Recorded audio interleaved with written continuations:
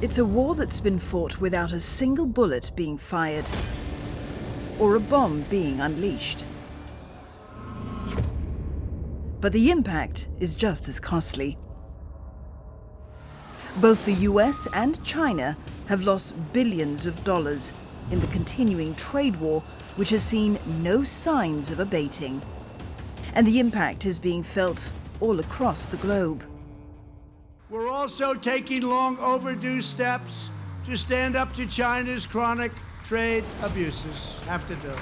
Somebody had to do it. 也没有可以对中国人民颐使气指的教师爷。 From a dispute over unfair trade practices and intellectual theft, the whole problem is that it is not just a trade issue. To a technology war between two economic superpowers that has threatened to split the world into two. I think the split will actually cause the curtains to come up. Who will win this nationalistic fight for technological supremacy and dominance? Will countries across the globe be forced to take sides? And what impact will this digital divide have on the future of the global economies?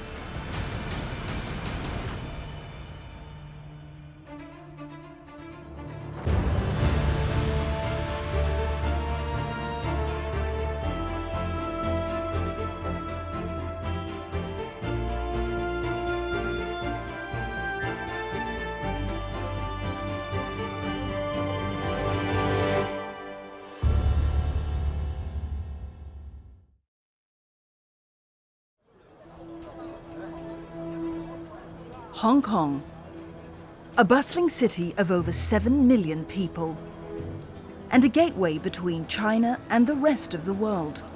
The Special Administrative Region is home to some of the world's busiest ports, ferrying goods to and from China. But today, Hong Kong has been caught in the middle of a fierce trade war between two economic giants, the United States and China. Like many other Asian tiger economies, Hong Kong is highly dependent on China for trade. For example, imports from China alone account for almost half of the city's total imports, compared to just 5% from the US. Its economic fortunes in areas such as tourism, retail sales, and real estate are also increasingly tied to the mainland. However, the escalating US-China trade war has now dampened investment sentiment and consumer confidence. Well, the climate obviously has been very difficult because we're here in Hong Kong, which is at the doorstep of China, and a lot of our business is dependent upon the US-China relationship. So the last couple of years has been pretty turbulent, mainly because of the uncertainty around what's happening next and how quickly things have changed. Modern Terminals is the oldest container terminal operator in Hong Kong and part of the Hong Kong Seaport Alliance. The port sees thousands of containers filled with goods passing through its facility every day. But the flow of these goods has slowed in recent times, something CEO Peter Levesque is paying close attention to. We're seeing that in Hong Kong. The volumes are down about 8% so far this year. Hong Kong is primarily a transshipment hub, so 70% of all the volume in Hong Kong is being transshipped to or from China or other locations in Asia. And so we're hoping that the uncertainty can kind of come to an end here and some agreements can be made so that we can get back to normal. But normalcy is unlikely to return anytime soon. In August this year, US President Donald Trump announced another 10% tariff on $300 billion worth of Chinese goods in what's seen as a sharp escalation in the ongoing trade war. That's a big one for us. We had the $50 billion, then the $200 billion at 25%. Now we're at this final $300 billion at 10, as you mentioned. It's the products that are impacted in that final $300 billion. Those are consumer products. So it's textile, clothing, toys, footwear, electronics, finished goods electronics. And those are all the things you buy for Christmas. Last month, the US president announced that the 10% tariffs would be increased to 15% and would come into effect on September 1st and the 15th of December this year. This latest move means that the world's two largest economies have now erected trade barriers covering virtually all of the US-China annual two-way merchandise trade, amounting to $660 billion. The trade link have surprised most everybody.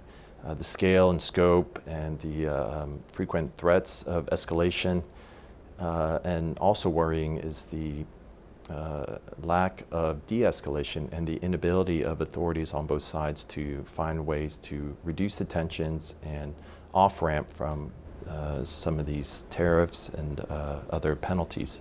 So I think the overall trajectory has been surprising and unsettling.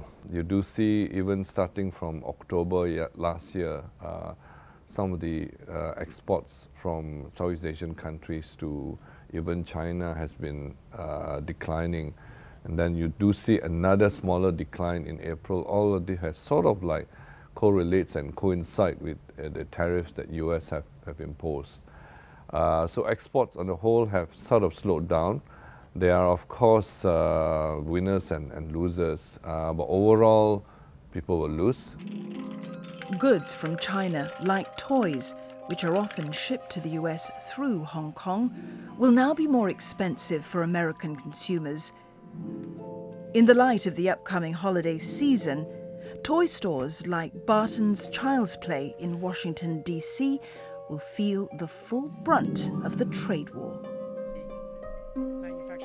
I think some of it is just the uncertainty, where I'm placing an order with a company who may have in their price list, this is the price. But if the tariff goes through, prices may jump to this price. Or we have a container on the water right now, which up until a few days, I was basically praying that it got in before September versus getting in a couple days after September, because it would have impacted my cost right away, which would have then, because we work on a tight margin on this, it would have impacted our consumers' cost. So the losses incurred from the trade war on the US side have been to US consumers who are paying higher prices on the order of, on average, about several $100s per family due to the tariffs. The Chinese are paying a cost in that they're not exporting as much, so they're losing sales.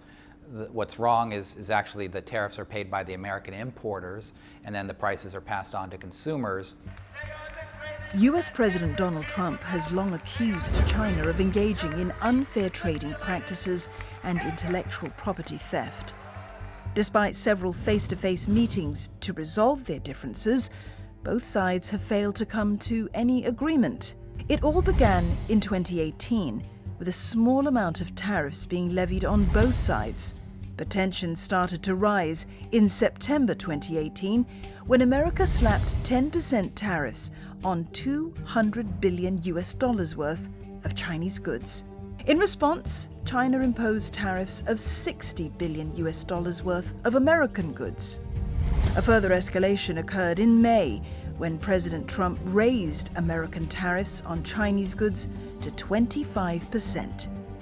The Chinese then responded in equal measure.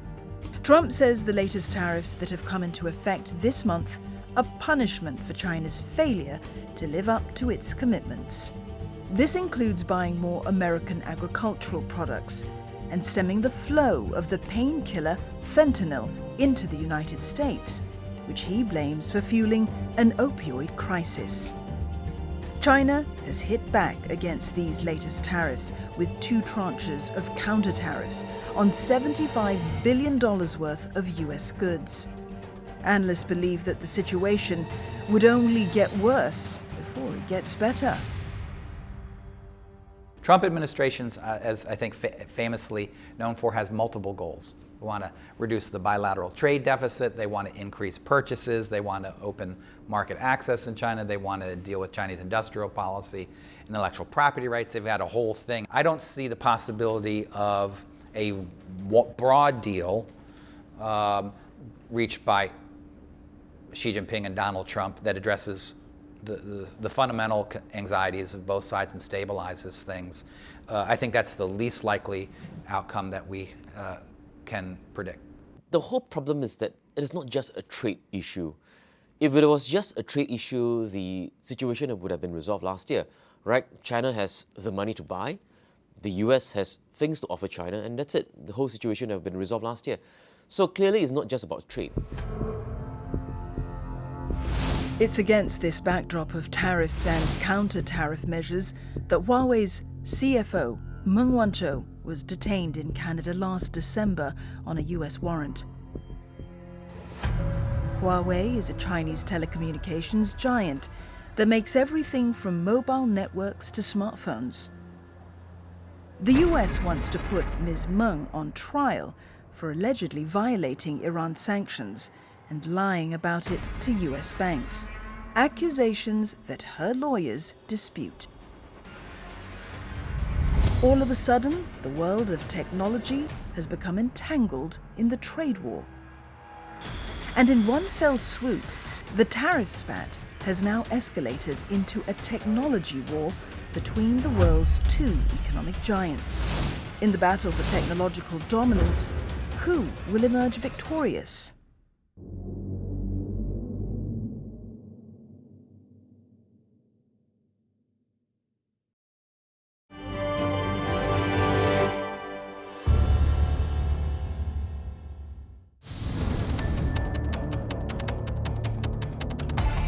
The United States has gained the reputation as the world's most powerful country by virtue of its political, economic, and technological dominance, coupled with its ability to project power on a global scale.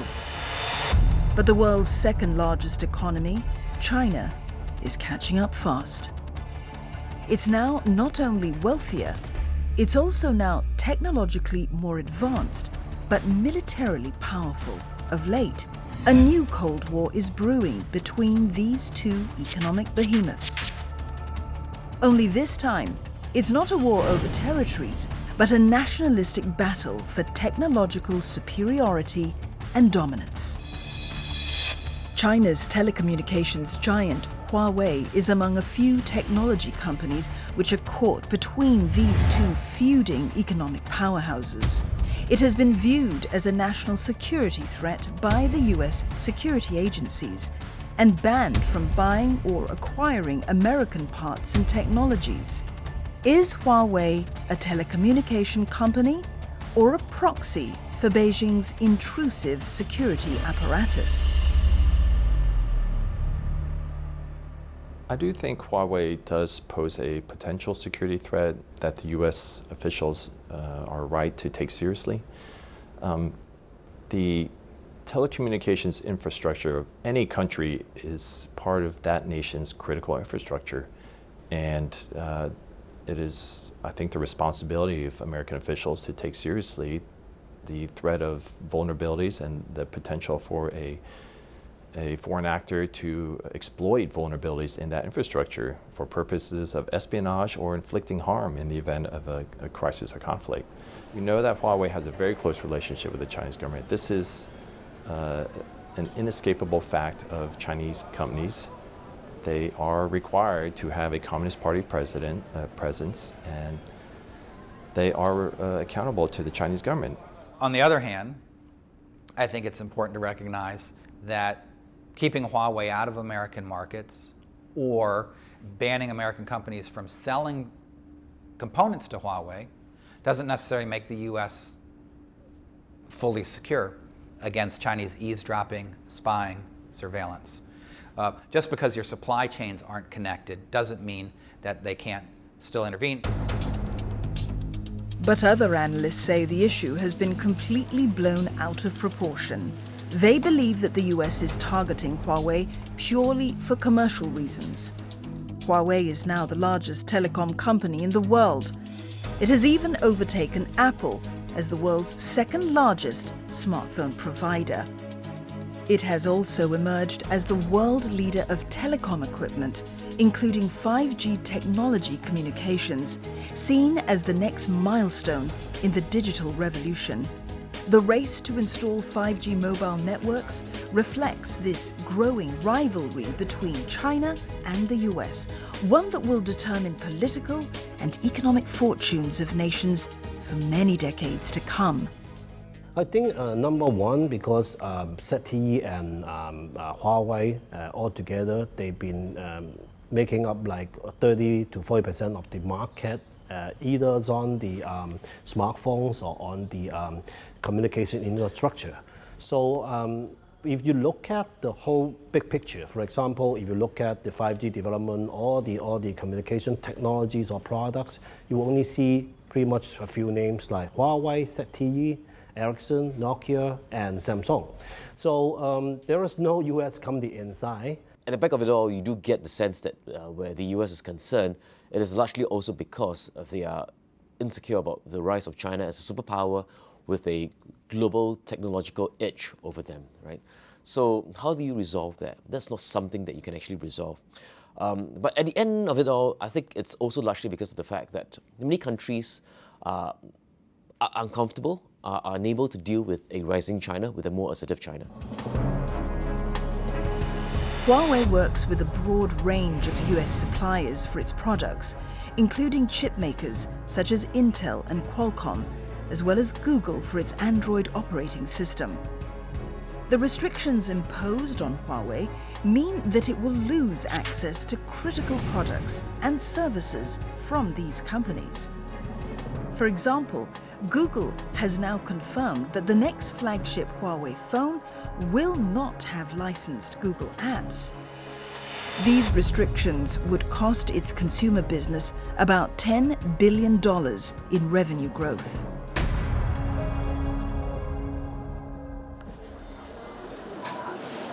Such a development has generated a lot of concern for mobile phone dealers like Mr. Lo Lau, owner of G World Mobile, a mobile phone shop in Mong Kok, Hong Kong. The Huawei brand has a strong customer base in Hong Kong, but that's about to change following the ban. 嗰陣時啱啱講嗰陣時咧，就好多人擔心，好似係或者好多人去問，喂，即係華為仲用唔用得啊？放幾多錢啊？其他款係咪跌咗價？因為佢可能將來用唔到 Google 即係會係咁樣。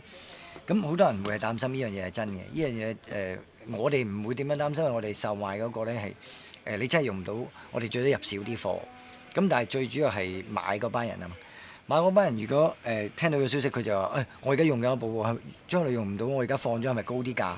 如果將來真係用唔到放，係咪唔值錢啊？即係會問呢啲咁嘅問題啊，好多疑慮啊，即係好多會驚啊，咁有影響嘅。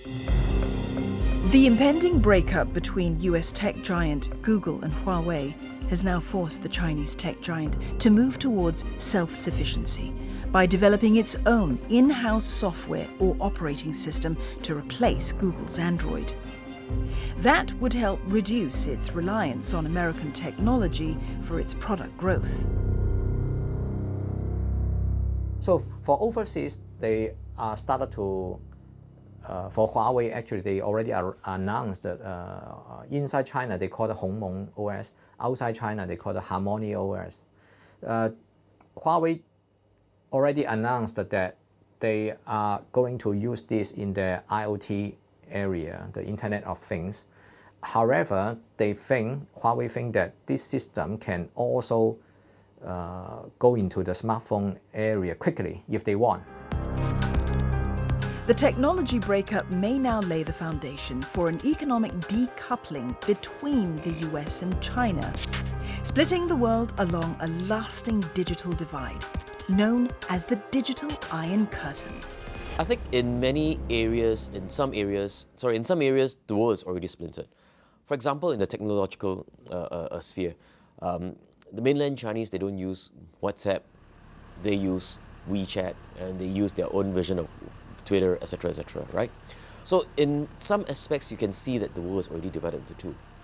May not necessarily be bad, because I personally believe that the world is big enough for a lot of these things to actually happen. The split will actually cause the curtains to come up.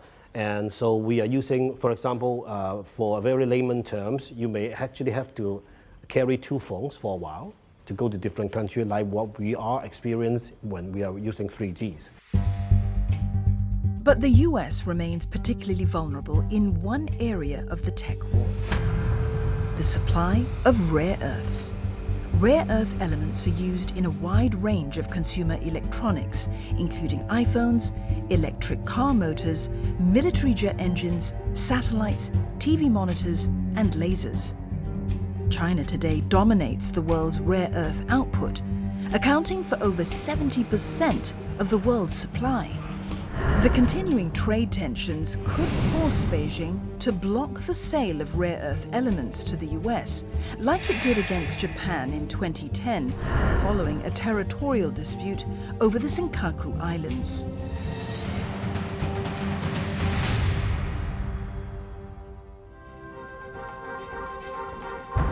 James Litinsky is the co-chair of MP Materials, a company that operates the only rare earth mine in the United States. He says that substance is highly essential for the production of magnets that power a range of advanced technologies. Any disruption to the supply of the elements could have a significant impact on the US technology sector. Whether the world likes it or not, the Chinese do dominate the rare earth supply chain, as well as downstream some of the other industries. And I think that as you think about the scale of technologies that require these materials, to have a single point of failure, whether it's China, whether it would be the UK or Brazil or any single country, that is a very difficult thing for manufacturers and countries to tolerate. It would certainly be extremely disruptive to large aspects of the economy. And so I wouldn't begin to be able to estimate the scale or the duration of how that would play out. Even more worrying, the growing trade tensions between China and the US, as well as the potential technology decoupling, could cause a split in the structure of the global economy. How disruptive will that be to the economic landscape of this region? Will the world economy be able to survive a protracted technology war between 2 of the world's largest economies?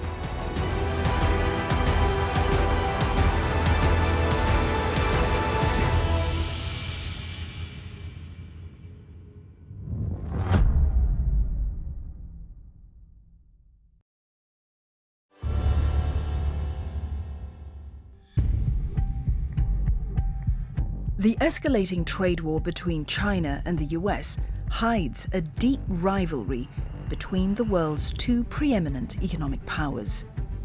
At the heart of the issue is a tussle between President Xi's China Dream and President Trump's America First policy. And it's in the area of technology and innovation that the battle is seen to be more intense. For example, numerous restrictions have so far been imposed on China's investments in high-tech sectors, and that includes the Huawei trade ban. Tighter visa controls for Chinese students studying in the US high-tech areas, and the persistent demands by the US for China to alter its intellectual property and industrial policies deemed critical to China's ascent as a leader in technology. US President Donald Trump has even ordered US companies, including Apple, to leave China. There's a lot about other issues as well, like for example, intellectual property, copyright laws, the ability or the willingness of the Chinese to actually concede and let foreign companies take a bigger stake or ownership of Chinese companies, state-owned enterprises, and at the back of it all, you do get the sense that where the US is concerned, it is largely also because they are insecure about the rise of China as a superpower with a global technological edge over them, right? So how do you resolve that? That's not something that you can actually resolve. The issue that is on the table is which country will be the leader of the next generation of technologies and reap all the economic benefits from being that leader. So To take an example, if you look at the United States in the past 2 decades, U.S. mastery of a whole range of internet-related technologies and 4G cellular signals, data transmission signals, allowed American companies to dominate entire sectors, and American companies reaped massive profits because of that. China would like to be the country that is able to replicate a similar experience, and American leaders obviously want American companies to be the leader of the next generation of technologies and reap all the benefits and all the jobs that entails. So the competition involves a struggle over technological leadership with large implications for trade and for economic growth. But when two giants collide, the effects will be felt all across the globe. Asia is no exception. The continuing tariff war is a further sign that the global economy is now moving closer towards a severe slowdown.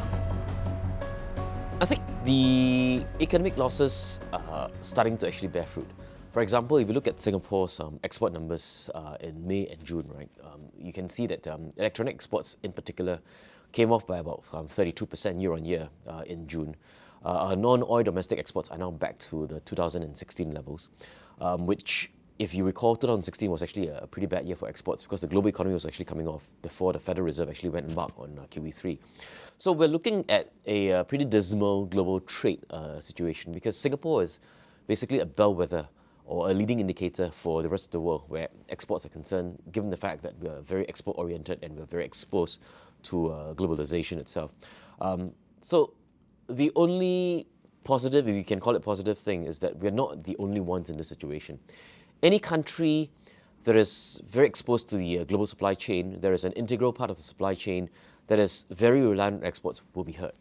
And that basically means a lot of countries in Asia. There is a likelihood that some companies will try to relocate some of their supply chains. However, in a globalized economy, there is a limit to how much that can be done because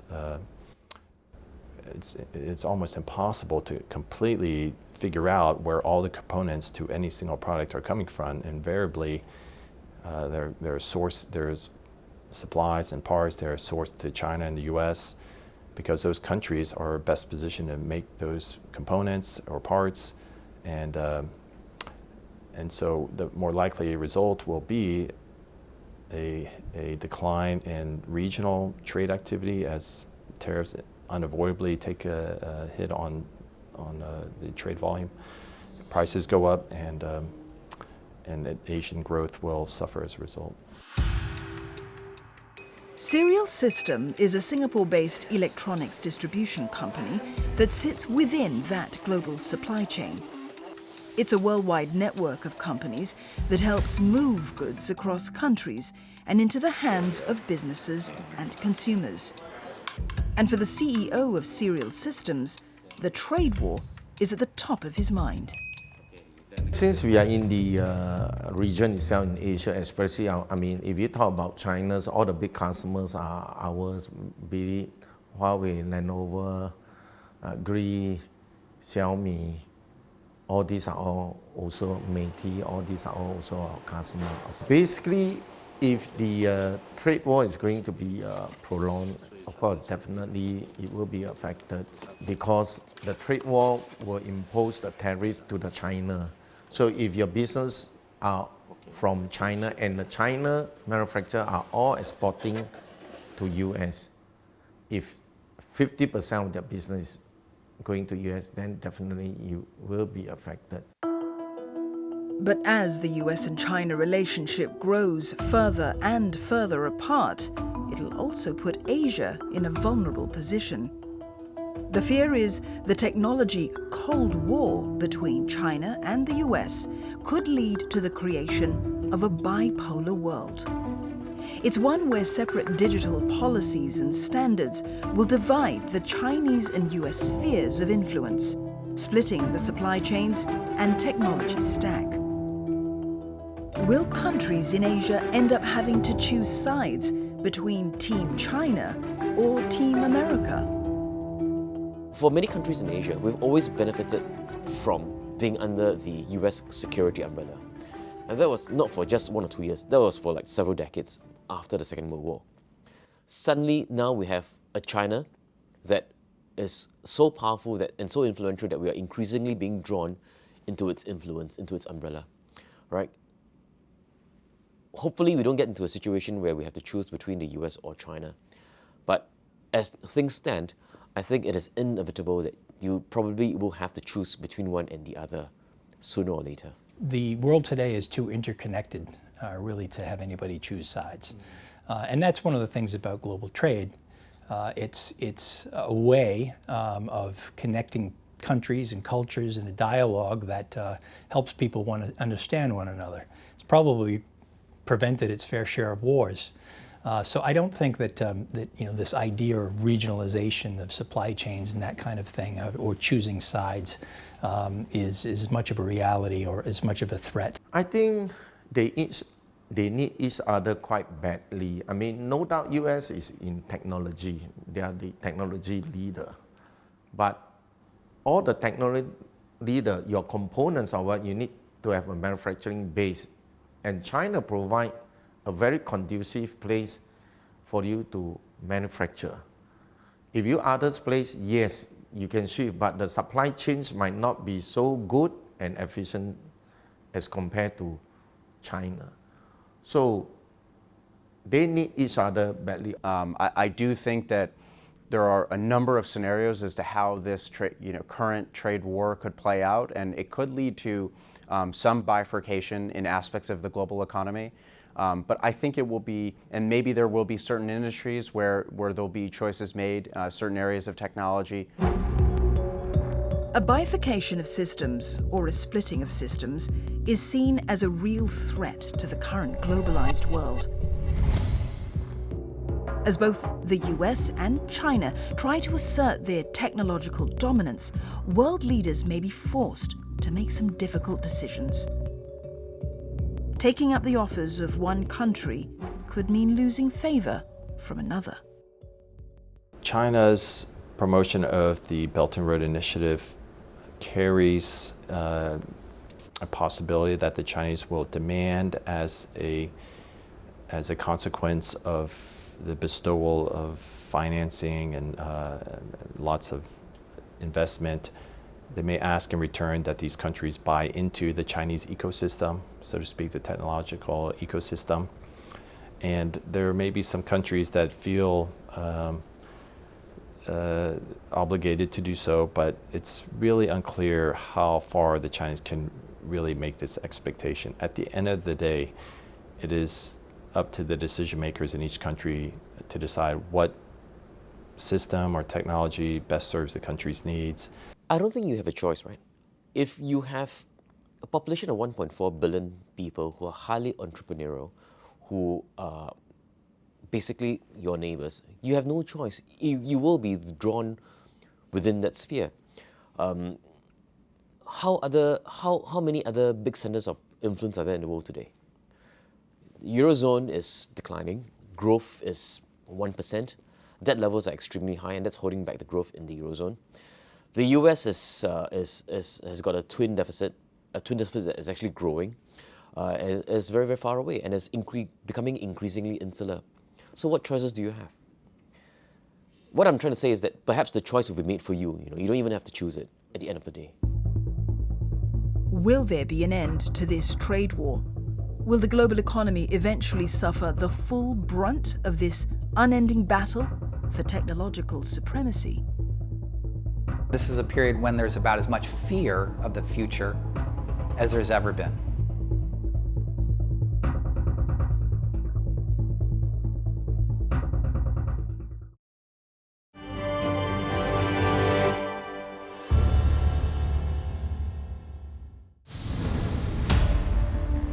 It was once known as the great copycat nation of the world.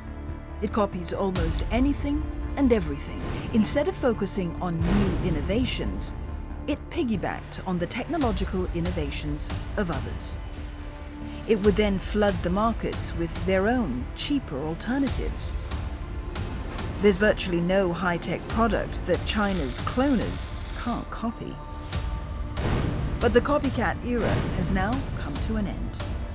China today wants to be the market leader in high-tech areas such as telecommunication systems, robotics, and autonomous vehicles through its Made in China 2025 strategy.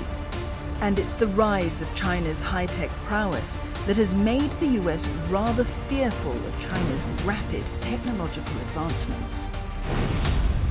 The Chinese recognize that as their economy matures, they need to compete in these more technologically advanced sectors, so they have a very strong incentive to try to dominate these next generation technologies in hopes of generating the millions of jobs that will be required to help offset the declines in sectors that are becoming less and less competitive. So Xi Jinping and the Chinese leaders are determined to ensure China becomes the key leader in technology for these economic incentives and all the other benefits that come out of it. And then he also has a political incentive. He has positioned himself to be a tough leader for China, a leader who, in his words, does not back down an inch. In fact, President Xi has even called on his nation to embark on a new long march, invoking a key turning point in the country's communist history. The first Long March involved a grueling 4,000-mile military retreat by the Communist Party forces in 1934 as they fled the nationalist army under Chiang Kai-shek. They then regrouped and eventually took control of China in 1949. 70 years on, the country is bracing itself yet again for another bruising and protracted trade war with the US.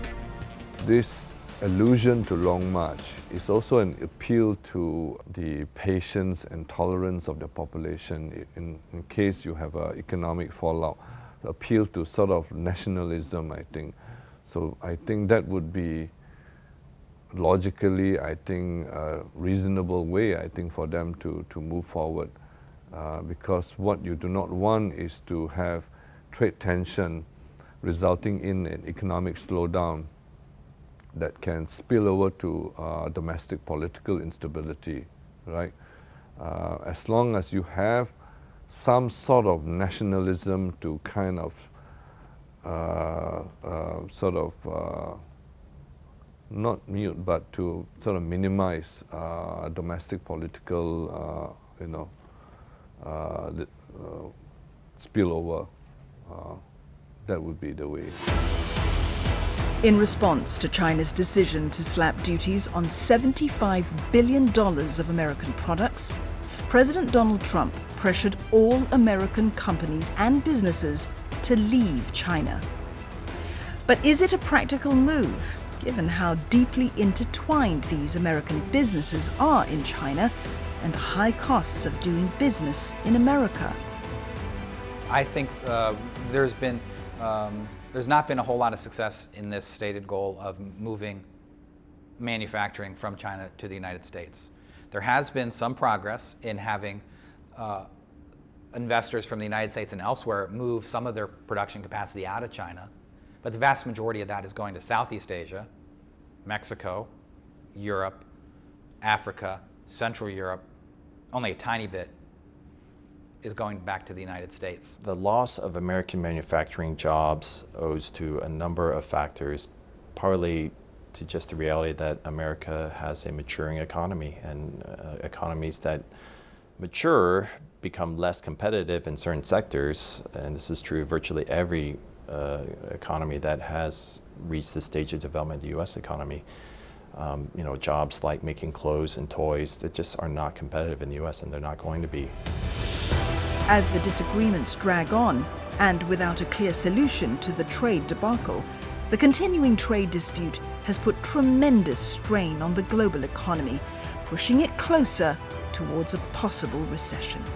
More pessimistic scenario you could imagine, where both sides continue to escalate with tariffs and other restrictions, as the Chinese tend to use to limit the entry of US products. And you could see at a certain point those restrictions could tip the growth in both countries into a recession and perhaps even drive the global economy, which is undergoing slow growth and reeling from the impact of influences such as Brexit and tensions in other parts of the world. A fragile global economy that's hit with an escalating series of tit-for-tat penalties by China and the US, the two largest economies in the world, could tip the global economy into recession, and that would be obviously bad news for everyone. I don't think a deep recession is what the market is looking at, but I think a technical recession, if things carry on, is pretty much in the cards. If the third quarter ends up just like the second quarter, then I'm pretty sure there will be a technical recession towards the end of the year. I don't think we will be in a situation that's as bad as the global financial crisis in 2009, where there was a liquidity crisis, where there was a withdrawal of funds, there was a flight to safety where the capital markets are concerned. I don't think we will come to that situation unless tomorrow the US and China basically declare a full-scale trade war on each other. Then yes, then we might actually have an exogenous shock to the system. We might have a black swan event, coupled with the fact that, in October, a no-deal Brexit is now looming as well, right? I'm not that pessimistic. I don't think that will happen. On many counts, China is not yet a technology superpower. The Economist Intelligence Unit, for example, doesn't even rank China in its top 10 list of countries best suited for technological innovation. But China has already proven that miracles are not impossible. And it has been able to do that of late.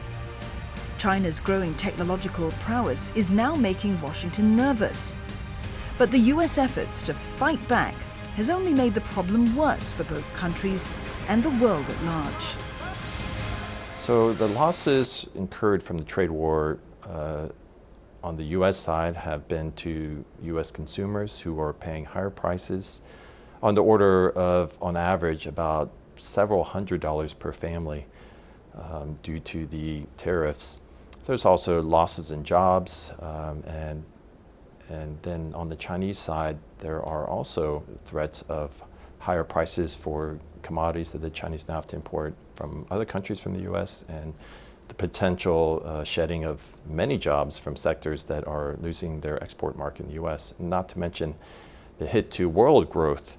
The global economy is expected to lose on the order of several $100 billion due to the ongoing trade wars. We have now two superpowers that are not comfortable with each other. So it affects not only the two countries' relation and all international forum that involves the two countries. And because they are such major economies in the world, any trade tension, imposition of tariffs that reduces the increases the cost of doing of business, cost to consumer and cost will negatively affect not only the two countries but globally. I would say at the core, this is about economic nationalism, broadly defined. China has always been nationalistic about how they view their economy. They want to help Chinese companies, Chinese industry. China first is their bumper sticker, but it might as well be. The US has been more committed to globalization, limited barriers, the multilateral system, until President Trump. Trump is in many ways very similar to Xi Jinping, and the policies of economic nationalism that he's embraced look a lot like the Chinese. It's not China first, it's America first.